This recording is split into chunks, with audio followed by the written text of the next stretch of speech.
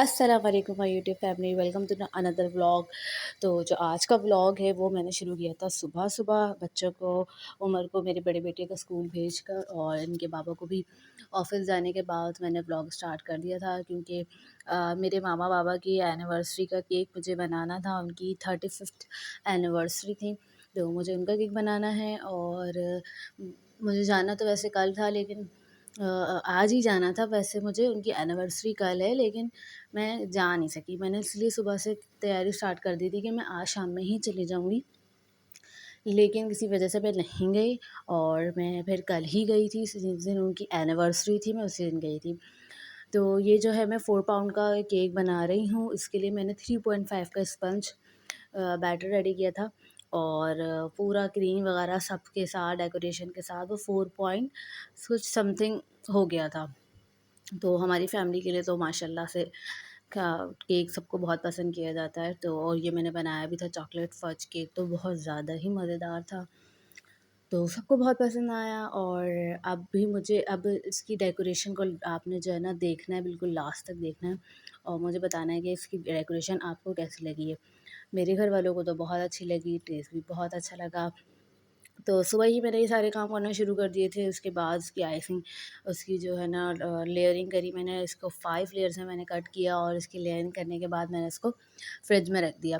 फिर मैंने जब मुझे पता चला कि फिर मैंने आज नहीं जाना है, तो फिर मैंने बाकी का काम इसका पेंडिंग कर दिया। मैंने कहा मैं बाकी का काम बाद में आराम से करूँगी।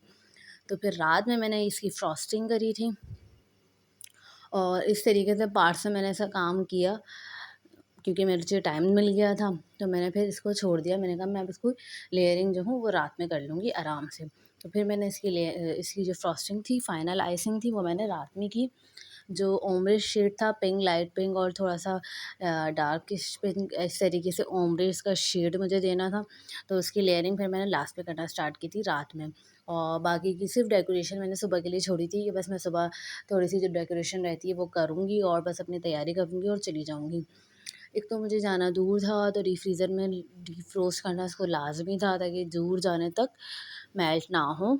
आइस केक है, इतना सफ़र 30 मिनट 40 मिनट में, ज़ाहिर है वो भी रास्ते में, ज़्यादा गर्मी भी है अभी और अच्छी खासी धूप हो रही होती है दिन के टाइम में। तो केक मेल्ट हो जाता है तो उसको डीफ्रोस्ट करना लाज़मी होता है। तो ख़ैर मैंने इसको डीप फ्रीज़र में रख दिया था, काफ़ी टाइम मैंने इसको डीप फ्रीज़र में रखा, फिर इसको निकाला भी पिक्चर्स वग़ैरह लेने के लिए।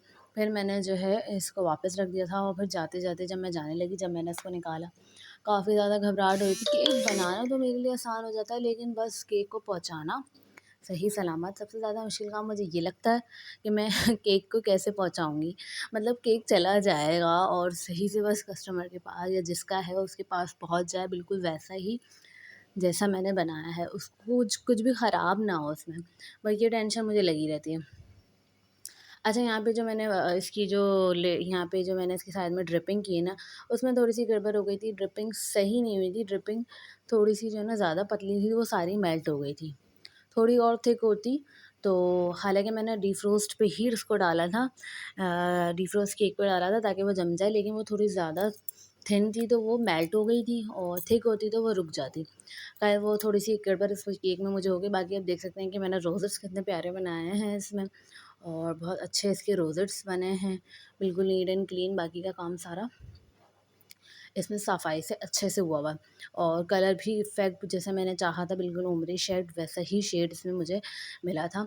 बाकी ये बार चॉकलेट बार्स की मैं जो है वो लेकर आ गई थी मोल्ड्स और बस मेरा बड़ा दिल था ये वाला डेकोरेशन मैंने करनी है, तो ये सारी चीज़ें लेकर आ गई थी। बॉल बनाने के लिए भी मैं मोल्ड लेकर आ गई थी और मैंने इसकी तैयारी काफ़ी टाइम से स्टार्ट कर दी थी कि मुझे जो-जो चीज़ों की ज़रूरत पड़ेगी वो मैं लेकर आ जाऊँ टाइम से और सारा काम मेरा टाइम से हो जाए।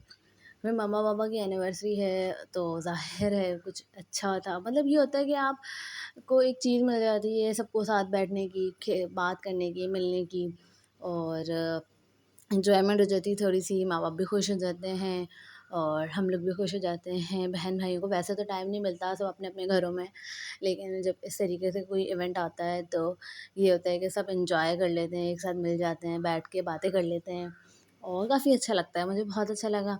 यहाँ पे थोड़ा-सा फॉन्डेंट का काम भी था, तो मैंने थोड़ा-सा फॉन्डेंट का काम भी कर लिया था।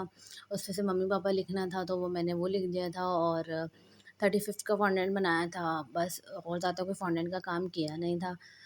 बाकी इसकी डेकोरेशन है, लास्ट में मैंने इसको एक टॉपर लगाया और भई हमने सेलिब्रेशन की। ये मेरे पेरेंट्स हैं और मुझे तो बहुत अच्छा लगा, सारी चीज़ें बहुत खुशी हुई और माँ-बाप ने बहुत सारी दुआएँ दी। तो बस इसी तरीके से माँ-बाप की दुआओं को अपने साथ रखें, और वीडियो अच्छी लगी तो लाइक, शेयर एंड सब्सक्राइब ज़रूर करें, और जिसने अभी तक सब्सक्राइब नहीं किया है, वो फ़ौरन से जाके मेरे चैनल को सब्सक्राइब कर लें। अल्लाह हाफ़िज़।